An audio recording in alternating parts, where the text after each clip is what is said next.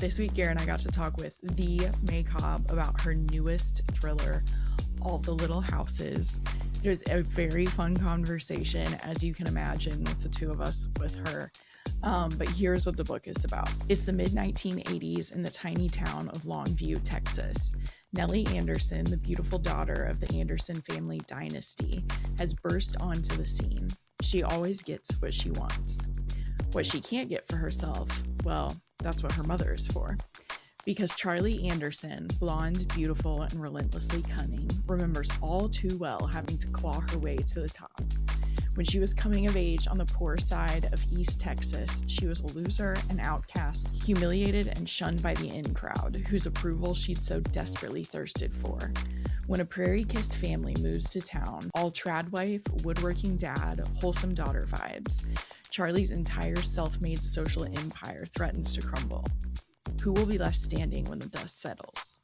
If you read The Hunting Wives, if you watched The Hunting Wives, if you did both, if you loved either version, you are going to love the madness and the chaos of All the Little Houses. It is so fun, and we did get to talk a little bit about being on set for The Hunting Wives.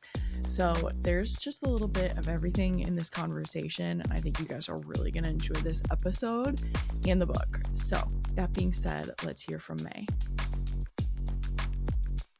I'm with Gare, and we are with May Cobb to talk about her newest crazy people doing crazy stuff thriller, All the Little Houses.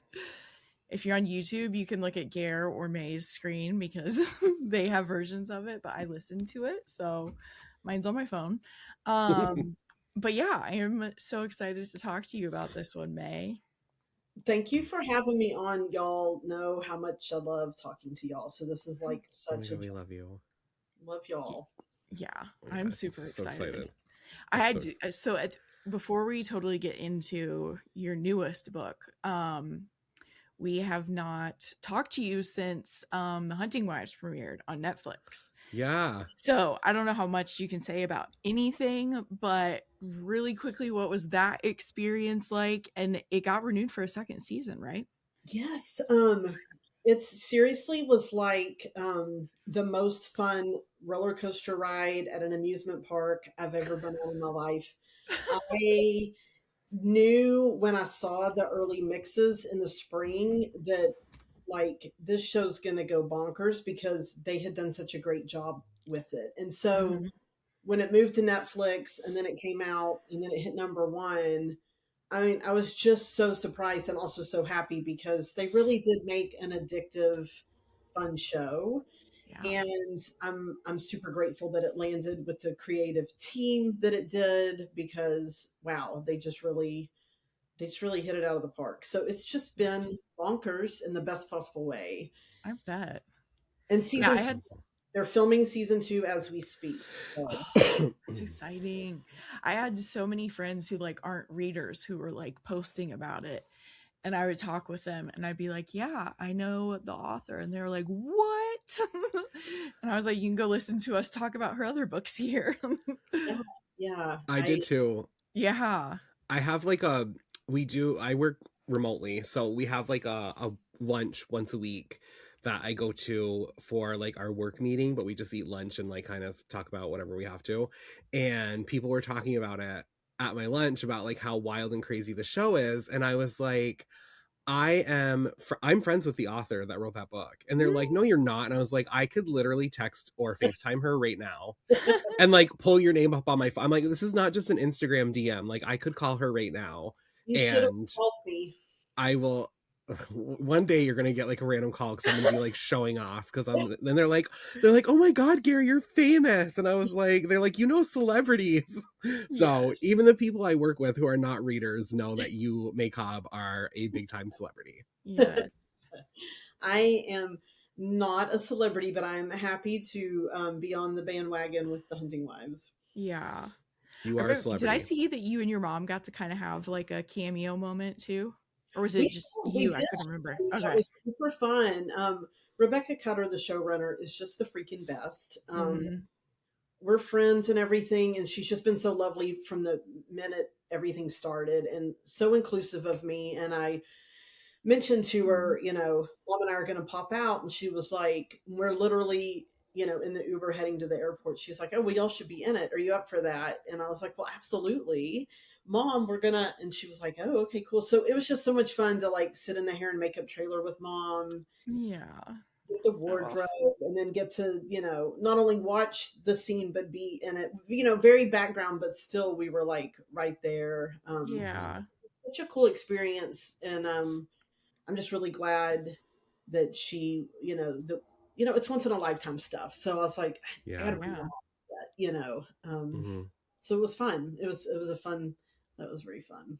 Oh. That must have been such an amazing experience for like your mom too, because I'm sure she's incredibly proud of you and like all of your success, and for her to like find herself on the set of a TV show that is only happening because of her daughter must have been like an incredible moment for her too. It really was. I mean, she's so proud. She loves the show. The idea for the book came from her. So it's The Hunting Wives. Yeah. Oh my gosh. That's crazy. I know. I mean, she had told me, and we don't have to like get all into this because I know we're going to talk about Little Houses, but yeah, she told me about in high school, the rich boys invited her out to something called the hunting party one night, and they would sit on their like big cars and shoot at like small game. And I was like, that could go wrong so many ways. And then that's when I had the idea that like, okay, let me make it a female club and set it in present day. And so she gets all the credit. Oh, that's amazing. I love May Cobb's so much. Mom. I know. I think she's coming to Thriller Fest with me. That's exciting. Oh, that's cool. That's really exciting. If you're watching on video, May came on wearing her Thriller Fest hat, and you might be able to tell that I still don't know if I'm wearing this correctly, but we're wearing our matching Thriller Fest hats for fun, because why not? Kate wore it better. I don't know. I think you're both rocking it pretty well. I'm not gonna lie. Well, with all the Little Houses, there's a lot of stuff going on. It's Texas again. And the 1980s, and we have kind of even more old school family going on. But what was the idea for this one, or what was like that inspiration moment? Yeah, it really was. Okay, back when I was on Twitter in the 1800s, one day I tweeted out Little House on the Prairie, but make it horror, because I grew up watching that show. Yeah. Y'all are too young to have like binged it. No, I watched it and I read the whole series too. Oh my god! Oh, that's amazing. Yeah, amazing. And then my friend Riley Sager tweeted back, and he's like, "I'd watch the hell out of that." And so it kind of became a joke between us. Oh. And I wrote a couple more books, and then I was like, I do want to do that, but I don't know how to write horror, so I'm going to make it my soapy murder mystery. And at the time I was reading Girls and Their Horses by Eliza Jane Brazier, which we know. And I just love that book. I'm obsessed with that book. It's on my bedside table right over there. I pick it up, I don't know, every other week and just flip to a passage. I love her Black comedy. Yes, she is so funny. Yeah, it's like, Heathers, but on horses, and I love the ensemble cast. And so I was great comp. What I kind of want to try to do next. So it was a real inspo for me, that book of hers. Yeah. Heathers is one of my favorite movies in the entire world. Okay, isn't it the best ever? Oh my god. Like, it is so good. I'm obsessed with Black comedies. Yeah. But like Heathers and The War of the Roses are my two favorite Black comedies. Oh, yeah. We know we love War of the Roses. Oh, you were just watching it last night, right? I did watch it last night. Oh my god. Yeah. I saw your story that you were teaching Murphy the good stuff. I was like, Murphy, you have to watch. He was very happy that the dog lived. So, because every time the dog barked, he was like, oh my god, what's happening? But yeah, I also love that book by Eliza Jane Brazier. Mm-hmm. She's got a really black and pink cover too. Yes, it's amazing. So good. Murphy. Oh, Murphy. Do you have a question, Gare? No. Oh, okay. I thought No, from I was like thinking of one, and then I was like, you opened your mouth, so I was like, you go ahead. Okay, so we were both doing that. One of the things I always wonder when there's like a really big cast, and this one is like also multiple points of view too. I don't know why I just suddenly acted like our audience would know what POV was, but for some reason I did. I need reminding. I'm like, huh? We have 4 POVs. I'm like, okay, I wrote the book 2 years ago. I have no idea what it is. Well, do you remember how do you know how many people, like how many points of view you want to write, or like how do you know when you're like, yes, this is the cast of people, this is the amount that I need? That was tricky because I think the most I've done before is 3 in My Summer Darlings. And so I was like, but I think I had decided on Jane, Nellie, Charleigh, and then Jackson was going to kind of be the Greek chorus, kind of the only one with any kind of moral compass, and kind of just like a peripheral voice that would weigh in. And then I just fell in love with him, and then he kind of took over. Yeah. Favorite character. So it's really about who I'm hearing in my head. I did have a moment where I thought we should have heard from one of the others, and then I was like, nope, I think that's enough. So yeah, just kind of instinctual and like who's coming to you at the time. That makes sense. I love Jackson so much. I have such a crush on him. I'm like going to go to Texas and try to find him because this is my favorite cast of yours yet. Oh my god, thank you. Like, there's something that like with their personalities, like it just seemed like you really like dug into this like snarky side of like every character, but they weren't all snarky in the same way. So with like the multiple POV, and like even like Jackson was like a little snarky. Like I laughed so much when I was reading his point of view. But like they were all snarky in their like different ways. But I was like, you really encapsulated a time in the 80s when like before like cancel culture, before like all these other things, people just did not give a flying fuck what they said. Right. And like you captured it like so well. Like they were like big hair, big attitude, like just I do not care what I say. And like that is the black comedy in this, for somebody who like you who likes black comedies, was like 10 out of 10. Like it was so good, especially for like a thriller. I feel like it's really hard to like balance comedy with like keeping your reader interested and like having your reveals and different twists, and like the way that you balanced it was like absolutely incredible. Thank you so much, Gare. That means a lot to me because I really was trying to lean into like the campiness, and I just wanted to have fun more than anything. And then yes, remind people that there's murder, that there is a body drop, but really it's about the banana daiquiris and the backstabbing and hairspray. And the hairspray. And the smoking in every room, you know, of every interior, you know, surface, you know, whatever. And I don't know. I love the 80s. So that was super fun to get to like go back in time. Yeah, did you choose the 80s for any of like the reasons he was just saying, or were you just like, this is happening in the 80s in my mind? I think it is what Gare was getting at, and also like that was like the anti-helicopter parenting, you know. Your parents were at work and they were like, get out of the house. Nobody, you know, I mean, yes, our parents like cared about us and stuff, but it was just so much wilder and freer back then, and there was no internet, no Snapchat. And so I definitely, you know, wanted to get in that space where like me and my friends would be in the woods, you know, at 15, you know, at a keg party, and just how it's almost spooky, but also like really fun. Cause again, the hairspray. And then also I feel like people that grew up in the 80s watched All the Little Houses. So I kind of wanted to tap into that nostalgia of the show. Yeah. I feel like even the people that didn't watch it though, like you're kind of like introducing them to a different time. Like I remember it being on, but I've always had the taste that I have now, even as a child, So like The War of the Roses has been my favorite movie since I was like 5 years old.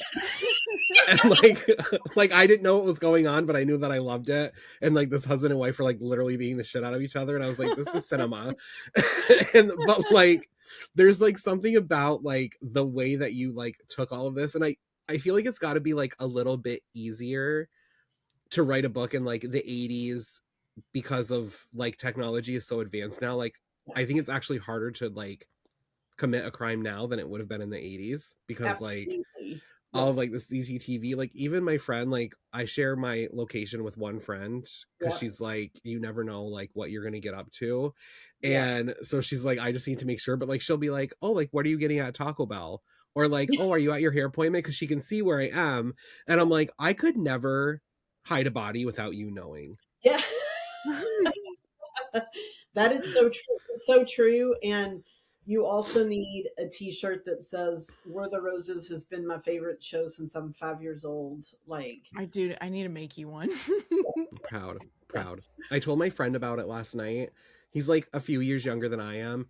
And he was like, well, where do you stream it? And I was like, you don't stream it. Like you have to like buy it because it's not on Netflix. I was like, I had the VHS, I had the DVD, and now I have it on Apple. Like I have like went through like every media format with this movie that you can think of.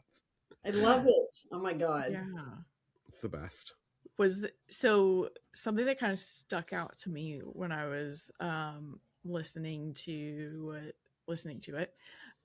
is so it's like in the 80s, but we also have this family coming in who basically their lifestyle is what is really similar to Little House on the Prairie.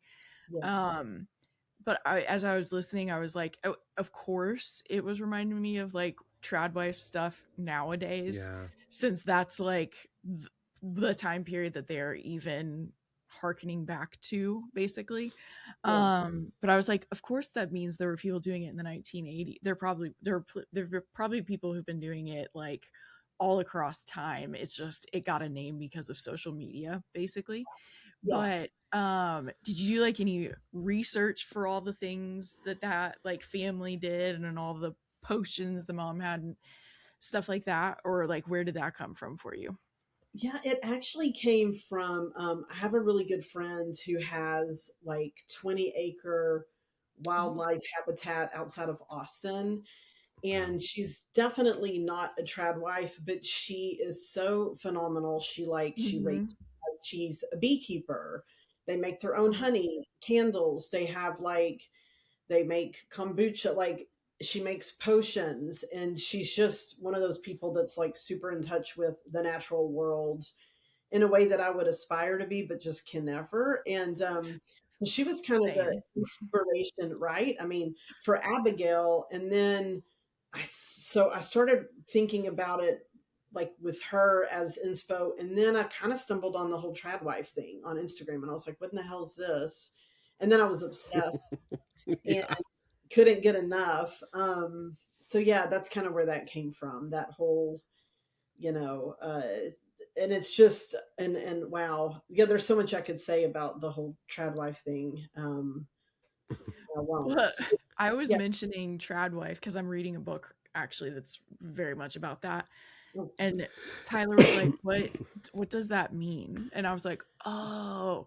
So then I was like trying to explain it to him. He was like, so is it a good thing or is it a bad thing? And I was like, well, you see, the thing is like, if a woman wants to do it and it's not like performative, it's just like what she likes to do, go for it. I was like, the things it's associated with is like women staging it and like pretending to like do things that they aren't actually really doing.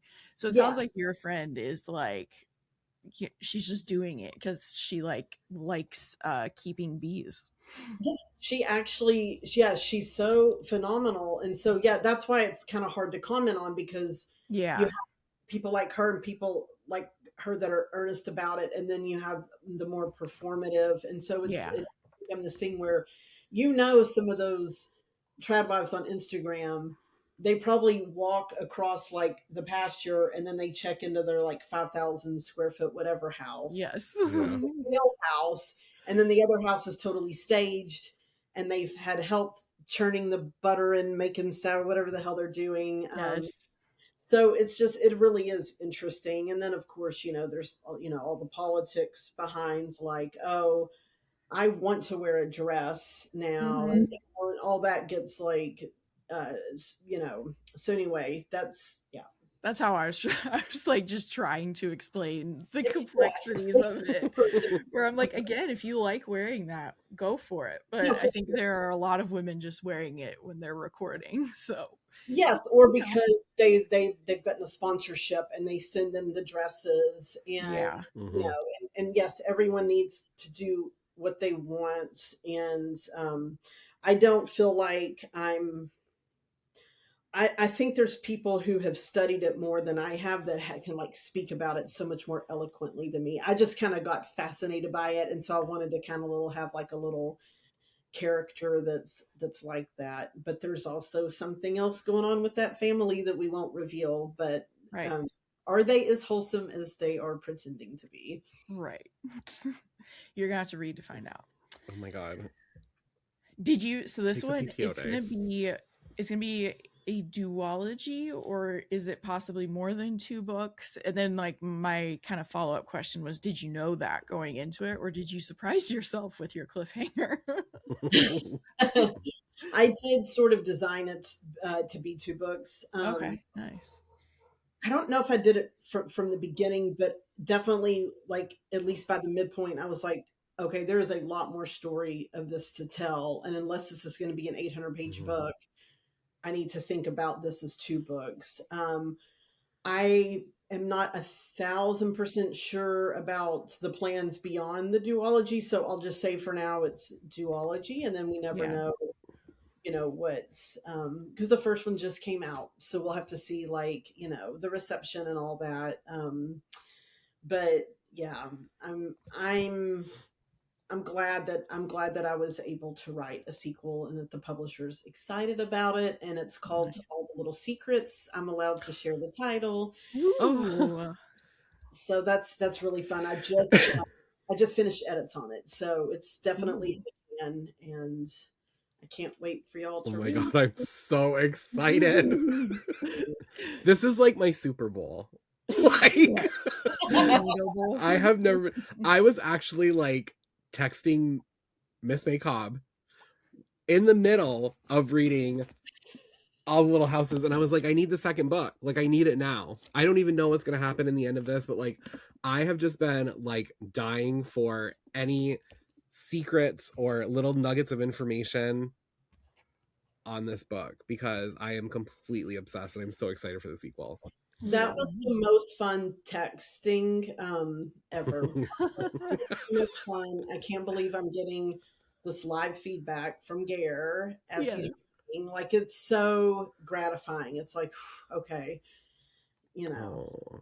Yeah. No, I think it's your best book yet. Like, thank you. We've had so many conversations with you throughout your writing career, and I feel like one of the things that's been consistent is like every time you finish a book and we talk about it and it's out in the world and we're excited, you always say like, this was the book that almost killed me. Like, this was like so stressful, and like, like I had a hard time with this or this, but like when I was reading this, it was just so wild and fun and crazy and entertaining and snarky.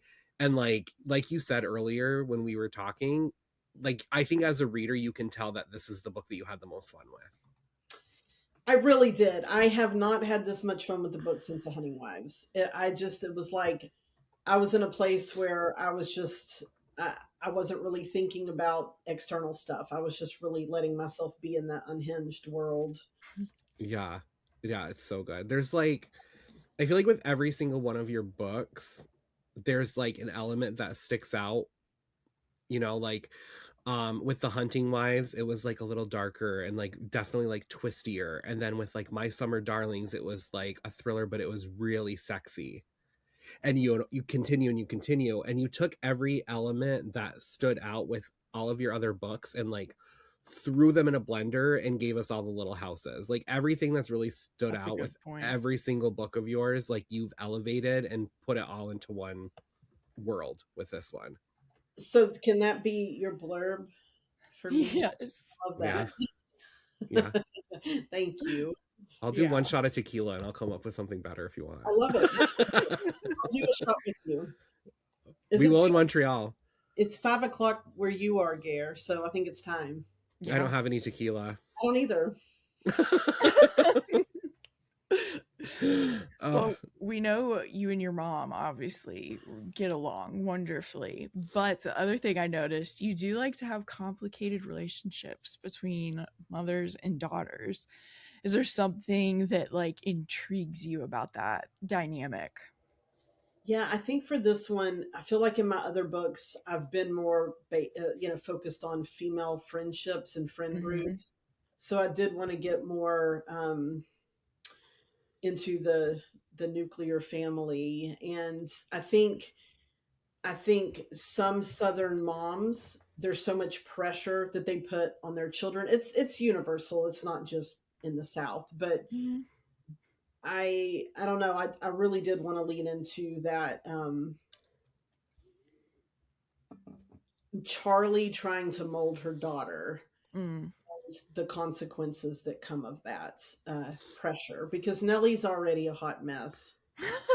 Yes, And she is. there's really no controlling or molding. There's just her Yeah. wild ass behavior, and yet her mother sort of, Charlie sees, like, she feels like her success hinges on Nellie's success, but Nellie's never really successful. And so I just had a lot of fun with that loop back and forth between the two of them, and then the parallel with Jane and Abigail and their own fraught relationship was super fun. Yeah. I just But- love that family dynamics. So Yeah. Oh my God, they're so much fun. So messy. And in a smallish town too. Makes Yeah. it even more messy since everyone has secrets. yes, bless their hearts. There's also like a lot of toxicity between like husbands and wives in this one. And was it like harder or easier for you to write like the nuclear dynamic between a husband and a wife compared to like the mother and daughter, or did you feel like they were like equally balanced? I do think it might have been a little harder at times. Like, I know that there were certain scenes with Alexander and Charlie that I was really trying to dig harder to hit the right notes. And I don't want to spoil anything. Ethan, okay, he was just a fucking blast to write, like Yeah. he's so bad. But like, you kind of can't take your eyes off of him because A, you don't want to, and B, you can't trust him. So that was fun. That relationship was fun to sort of write between those two. Mm-hmm. And it was, it's through Jane's POV. So that's kind of, that was interesting to me because Jane in a lot of ways is already an adult because of how she grew up. And so is Nellie. So when I first wrote the book, it was called Nellie. Oh, wow. And, yeah, because I was like, okay, it's going to be kind of like Carrie and more horror. And then I realized, no, it's not. That's not what you do. But it was still, but I wanted the teens to still be very adult. And then my brilliant editor, Shayna, was like, how about all the little houses? And I'm like, well, that you are just a genius. And how brilliant is that? And she's totally saved the day. I mean, I'm obsessed with the title. And this went way far away from your question, Gare. But yeah, anytime there's friction in a relationship, that's my favorite thing to write. Like, it doesn't matter like, who it is. Like, if I can find that friction and that tenseness between people, that's where I really like to let the characters run wild, with. Yeah.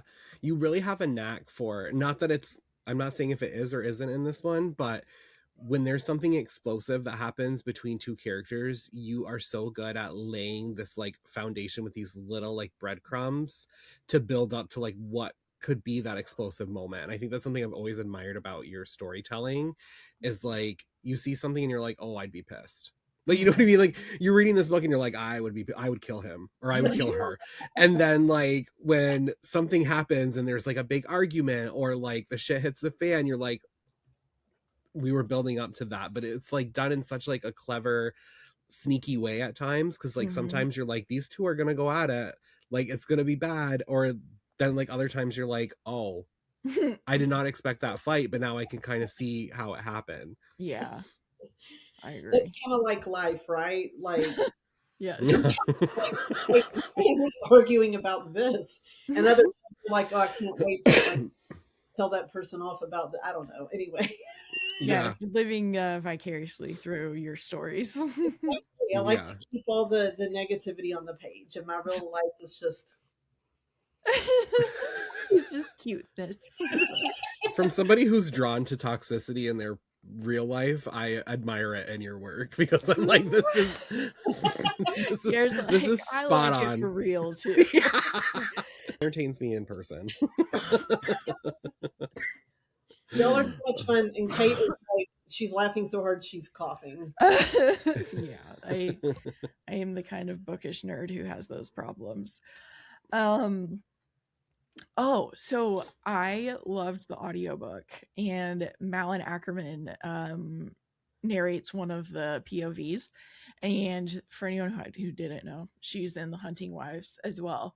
So was that pure coincidence, or was it like, since you knew her, she was interested? Because I want her to narrate more audiobooks now. You know, she's so sensational and terrific. That was my Genius Publishers idea. They were like, Right. what do you think? And I was like, oh my gosh, I love this idea. That's so wonderful. And then you just never know with people's schedules, because they were gearing up to start on season 2 of Hunting Wives. And Yeah.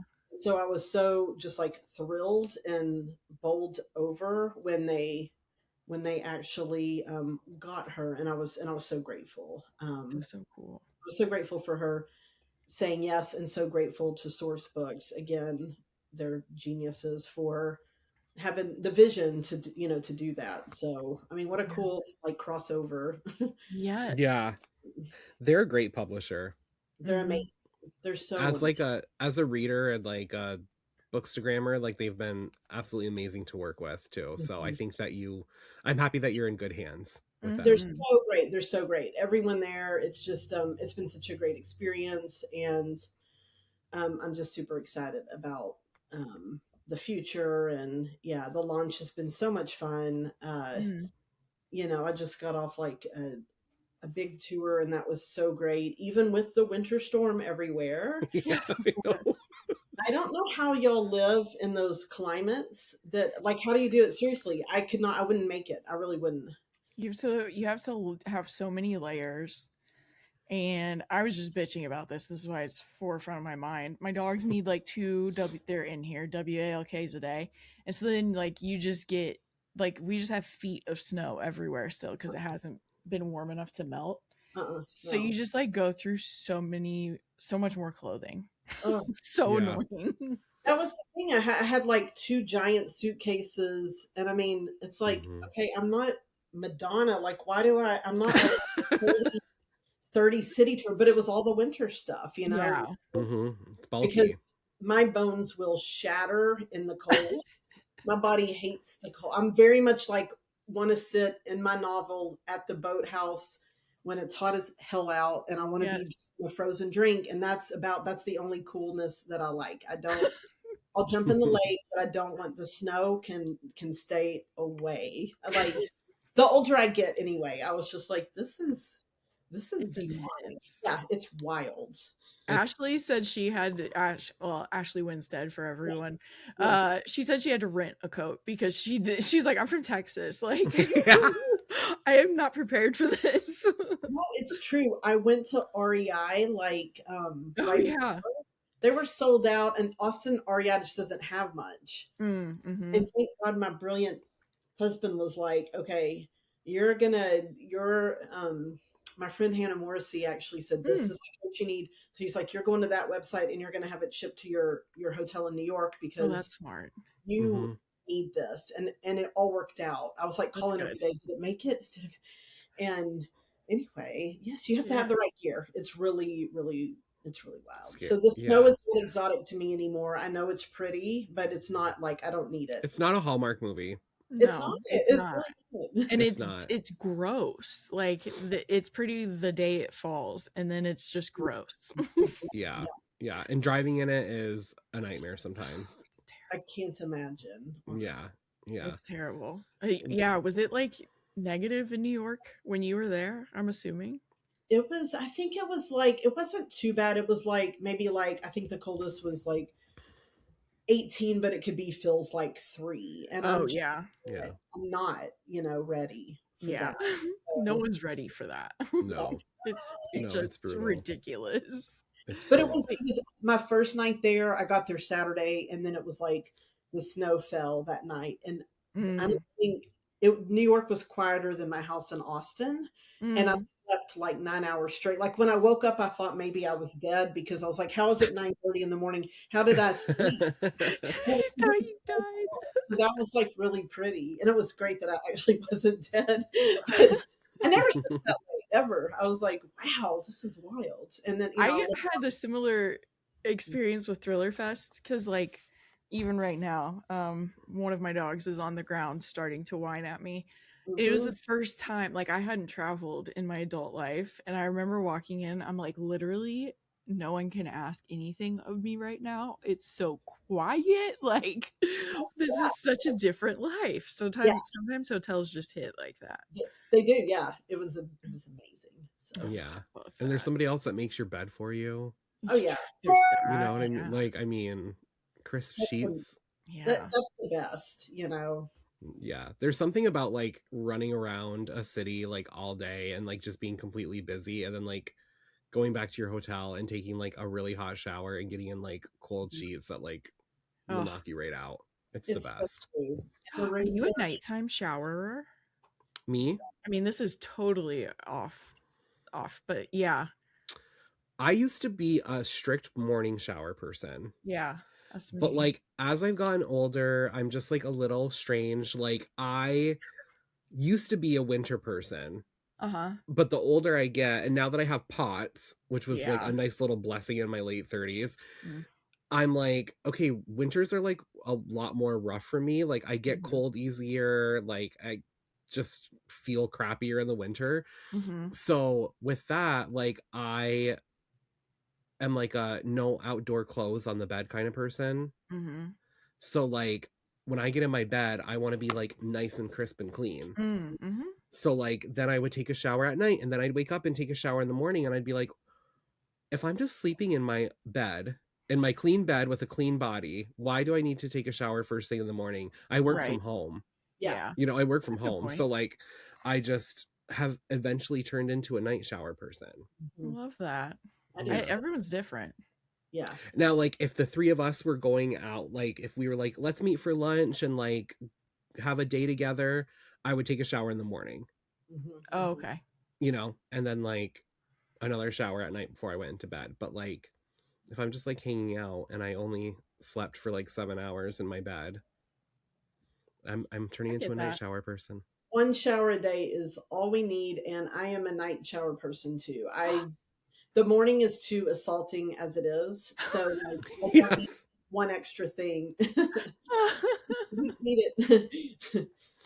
I love that. I guess I work out in the morning, so that's kind of part of it. Oh yeah. And I'm a sweaty girl, so That's impressive, though. but I Like, get that. I do understand that. Because like sometimes if I'm you don't need to know all the details. Sometimes I do like Epsom salt baths at night, and it is nice just Mhm. being like warm and Yeah. cozy and getting into bed. So yeah, totally. I'm with Totally. you. I'm with you guys. Well, now we know. Now Yeah. everybody knows our shower They do. preferences. Yeah. We're It's gonna very look important. Yeah, I Sometime- mean it is. like Thriller. Yeah. Somehow the shower thing about the time of day, and I have to Yeah. incorporate it somehow. Yeah. I like that. I Mhm. like that a lot. So with I feel all like the little Gare has a secrets, mischievous question. I do. tell, I know. With all the little secrets that you just finished edits on, you don't have to say what they were, but were there parts of the story, because this is the first time that you're going to have a sequel. Yeah. So were there parts of the story that like when you were writing the sequel, were there like some parts that you had a harder time writing than you would have if you just started off a new story, or did you feel like you fell right back into that world and things were just coming like naturally? There were definite, that's a great question. I did have to be mindful that there might be new readers that haven't read the first book, obviously, and I wanted it to operate where you could just pick up this book and read it without having to read the first one. But there were definite like notes from, again, my brilliant editor, who was Shayna, who was like, okay, flagging things that I don't think a new reader would know this. Let's, flesh this out some more, or, phrase it differently. So that was super helpful to have her eyes on it too, because, it is my first time. And so it was tricky for sure. I definitely had to learn. Okay. Because you don't want to over explain, and this is what happened before, and make it super chunky and stop the flow. But you definitely don't want someone to just be lost because they haven't maybe read the first one, or they read the first one and it's been a year. Right. Just refresh. I had to refresh it for myself. I'm like, yeah. I don't do it often because I feel like they, like, especially with like a sequel or a series, they usually do little reminders like that. But I actually am really looking forward to revisiting All the Little Houses before All the Little Secrets come out, because I'm definitely going to read it again. Oh, stop it. Thank you. I might do the audiobook. That's what I was going to say. This is another I might one do of the those audiobook moments. because I'm really excited for Malin to be narrating. Did she narrate Charlie? Voice.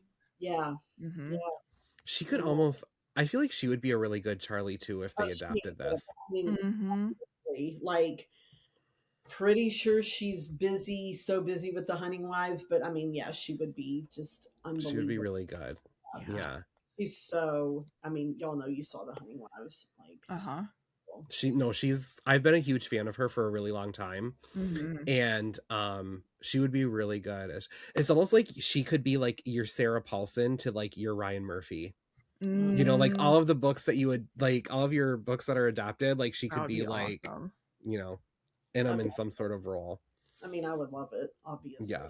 Me too. There's a movie called Final Girls that she's in, and it's like a horror comedy, but it's like about this girl, actually Tessa Farmiga, who was in American Horror Story, plays Malin's daughter. Oh wow, I need to see this. Yeah, it's so good. And this isn't a spoil, I won't spoil anything, but basically Malin is this like 80s horror actress who's like having a hard time with her career because she's only known for being like the hot blonde girl in the horror movies of like the 80s. And she dies, and they have like a tribute in the movie theater for her, and something happens in the movie theater and her daughter and all of her friends find themselves in one of her movies. Oh wow. Whoa. And she's trying to like save her mom from like not dying in the movie, and Malin's incredible in it. Okay, that sounds amazing. I need to watch that immediately. It is so fun. So it's funny as hell. Nina Dobrev is in it. Oh wow. And Malin is just incredible. I love it. But yeah. Yeah. So she's definitely somebody that I could see being in like all of your adaptations, because I think that all of your books would do so well. Well, you're the best. Thank you. I love it so much. And it's like kind of funny because there's like, I think that you're the one author that you could take all of your books and do like a movie guide with, like very like, like My Summer Darlings. If you love that, watch The Witches of Eastwick. And like with this one, it's like Little House on the Prairie, Dynasty meets murder, and I just think that would be so much fun to have like all of your books adapted. We're manifesting. We're trying to manifest it together. Exactly. That would be wonderful.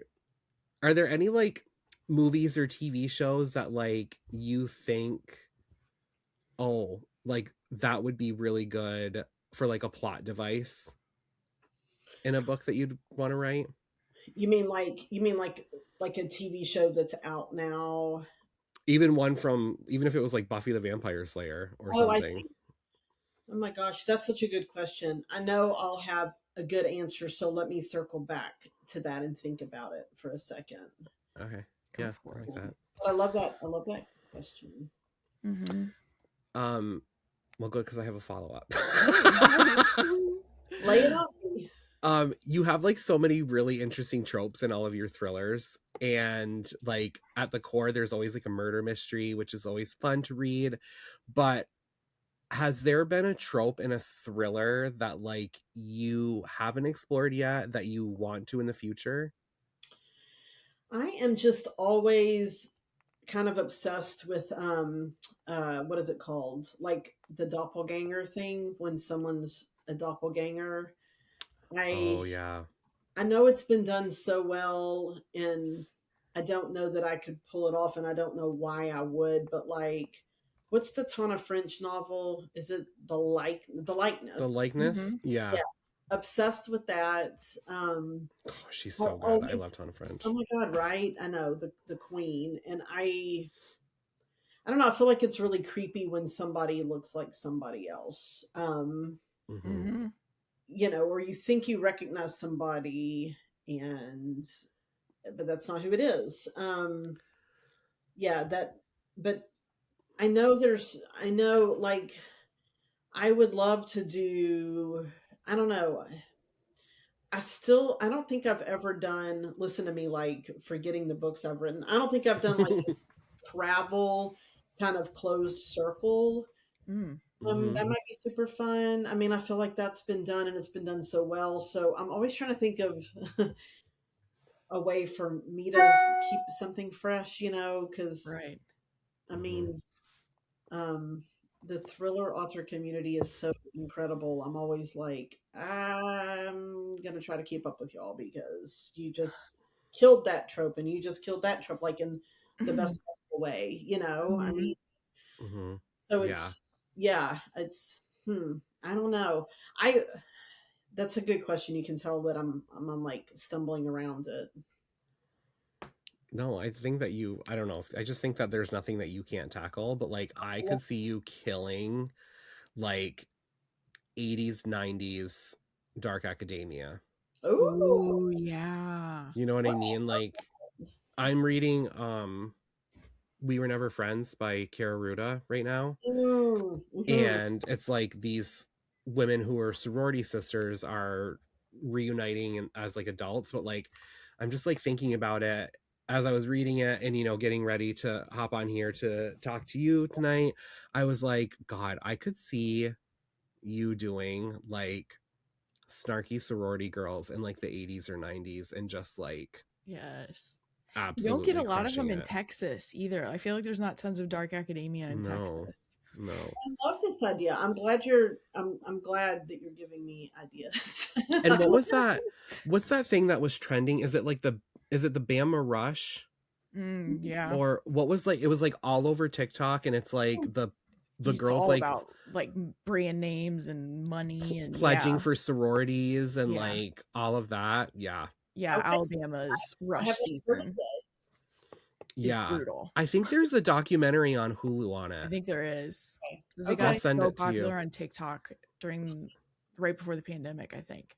that would be fun. I was involved. Like Yeah. it was all over my algorithm on TikTok, and I was like watching the videos like every night for like 3 or 4 hours. And then I watched the document. No, like I was like obsessed. You It really was like were. so addictive, and they're like so snarky, and you could tell like you just like knew who was like going to like you know get into their sorority, and Mhm. yeah, it was really really fun. It was That really sounds fun. really interesting. I am going to definitely. Okay, you're gonna have to text me. Yeah, I'll send it to you. I also think you would do really good with like 80s like serial killer. Mm. Oh, that would be so much fun.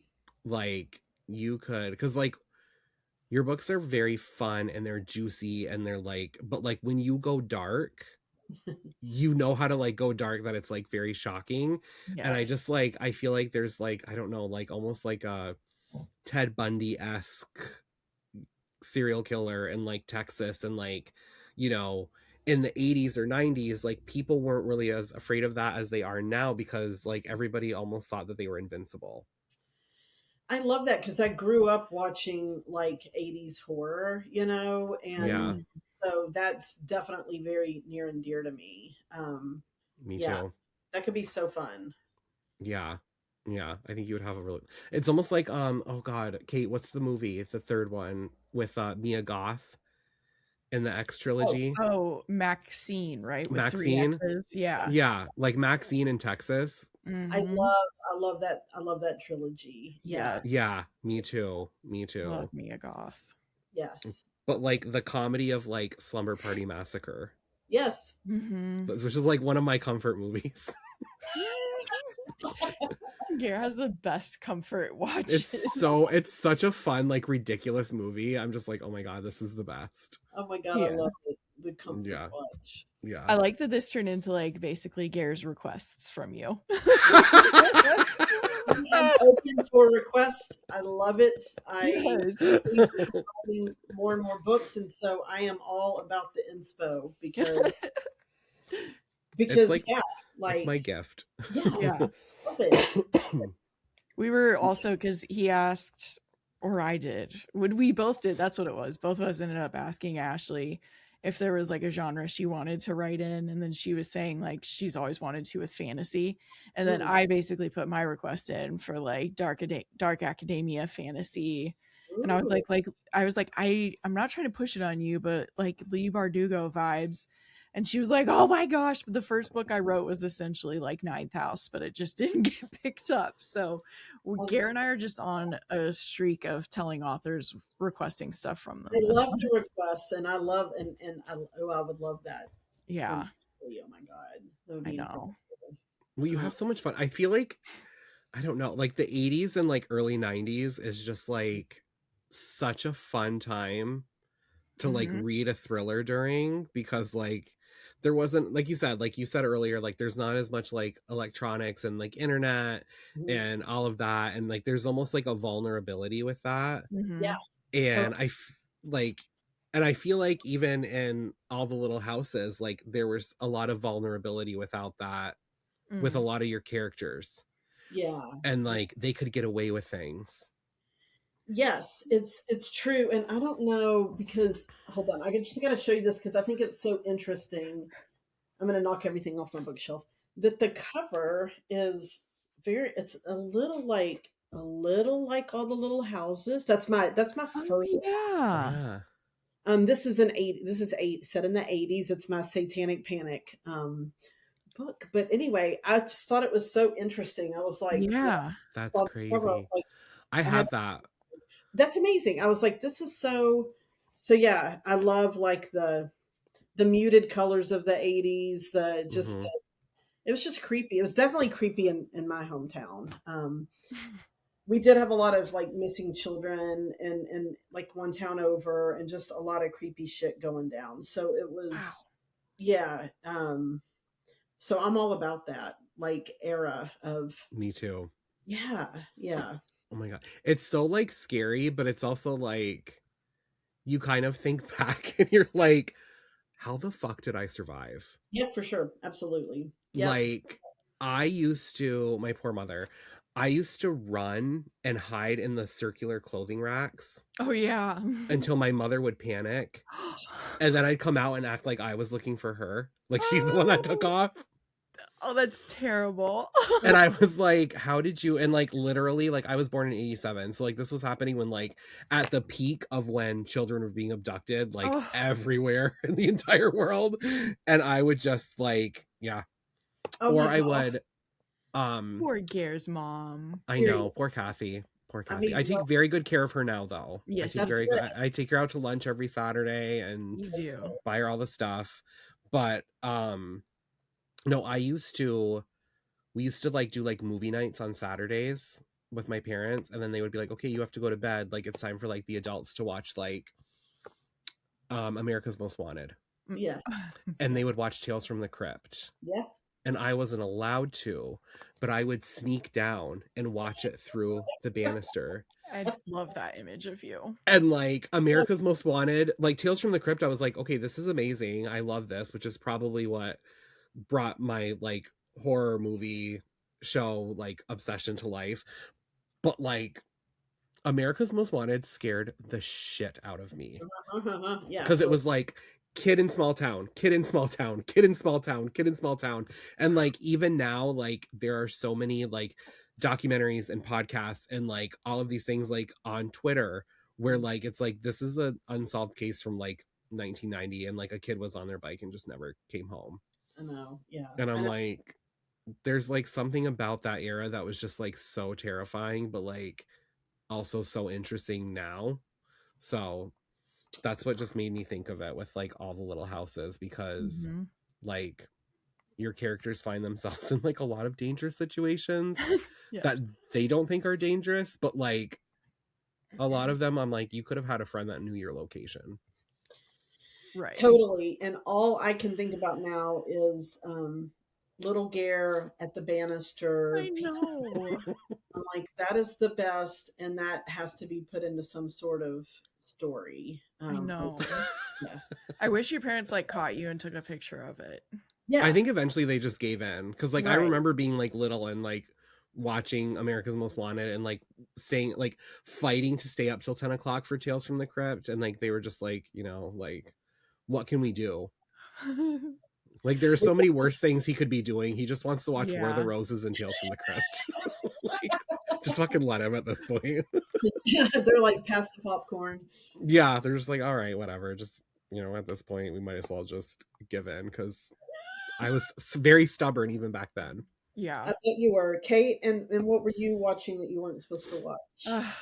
Well, nothing. I was actually scared of my parents, but I can add a story from Tyler, who is like the third child, the third boy. And there's a 10-year age gap between him and then the next brother. So I have stories of like watching like Veggie Tales. And to be fair, Little House on the Prairie, that was allowed. I was allowed to watch PBS, so I was watching that. But Tyler, like, I tell my stories of like that, and he's like, yeah, I was like watching The Sopranos with my dad and my brothers. And I'm like when you were like 10, he's like, no, probably when I was like 5. I was like, okay. So I'll steal Tyler's fun story for that one. That's good. Totally. But I remember watching so much Little House on the Prairie because PBS just played it all the time. It was literally on every second of every day, and I would just sit there until my legs cramped, like in front of my parents' TV, because I watched it with them. Yeah, and just like, yeah, it was amazing. Yeah, I did love it. Little Kyle Richards. Kyle Richards was in Little House on the Prairie. Yes, she's like one of the like younger girls. Oh my god, I didn't know that. I knew her from like Halloween. Yeah, because she's like the little kid that Jamie Lee Curtis babysits in Halloween. Yes, I think this was like right before that. I think my wholesome, like the wholesome thing that I watched was like, oh my god, what? Saved by the Bell. Okay, that's wholesome. Yeah. Saved by the Bell is like my wholesome thing that I would like watch every morning when I was like getting ready for school. Yeah. I love that. On like TV, on like a TV with the curved screen that like made all the staticky sounds. Yep. And it had like 3 buttons wood and that's around it. Yeah. That's like who was it? I don't know, there was someone Gen Z I saw on TikTok, and they're like, TVs used to be like wooden. You're like, yep. Yeah. And heavy as all hell. And really heavy. Heavy as all hell. You could see like this much of your movie and it was like 180 pounds. So true. It's Yes. like, oh my God almighty. Yeah. Yeah. It's like, my grandparents' TV was literally like a piece of furniture. I think they had TV the whole time because there's no way anyone could have moved it, you know? Yeah. It's like as heavy as like a, I don't know, like a fire safe that you're going to store like, you know, CIA level documents in. Yeah. It's bizarre. Blast from the past, y'all. Yeah. Oh my God, I know. Now they're like, get the new 1/2-inch wide flat screen. Yeah. Yeah, You or won't watch even it notice like watch it on your MacBook that's like this thin That's and right. it's like perfect definition. Oh my Yeah. gosh. God. I've actually been watching Tell Me Lies on my iPad so that I can use my massage gun and consume my TV show. Okay, That's another idea. Yeah. that's Tell Me Lies could be a May Cobb book. Oh, Oh. totally. okay. That's like way high praise. Thank you. Oh, yeah. We just have to kill off like one or two of them. Yes. I love it. That's the biggest compliment. Thank you. Yes, for anyone who does love her books, you should be watching Tell Me Lies. And if you like Tell Me Lies and you need more books, you should go read all of her books. All of them. Yeah. Yeah. Totally. Yeah. 100%. Yeah. Do you I don't know how much reading time you have. Do you have any books you read recently that you loved? I mean, I think my favorite recent read was Rachel Harrison's Play Nice. Obsessed with that book. Yeah. So great, so fun, so smart, as you know, all of Rachel's books are. Yes.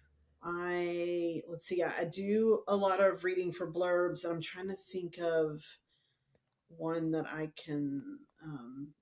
I did get to read Ashley's Hot Girl Murder Club. We are so excited for that. Yes, I am. Obsessed. And yeah, so Rachel, Ashley, yeah, and I had to take kind of a break from reading to catch up on some TV, and so Ooh. let's see. Oh my god, I loved His and Hers. Have y'all gotten to watch that yet? So good. Yes. Good, so good. I love Tessa Thompson. Yeah. Me too. So good. I think there's something for everybody in this book. I mean, for our very 100%. mystery thriller heavy audience. And yeah, it's available now. People can go get it in whatever format. I loved the audiobook, so if you're an audiobook girly, I approve the audio. Yeah. Do you have anything you want to add, Gare? Yeah. I don't care when you're listening to this episode. If you are listening to it at a later date and all the little secrets is out, you're pre-ordering it, you're picking it up at your bookstore, I do not want to hear that you are the person that is just going to pick up this book without reading all the little houses. Even though our amazing queen May Cobb is putting in reminders and Easter eggs and things like that for people who have read all the little houses, you do not want to miss out on this book. So the fact that you are getting 2 of them just means that you have to read both. Yes. And that is my TED Talk. I love it. Thank y'all so much. Y'all are the best. Yeah. It's always such a blast. So much fun. I love it. So much fun. Can I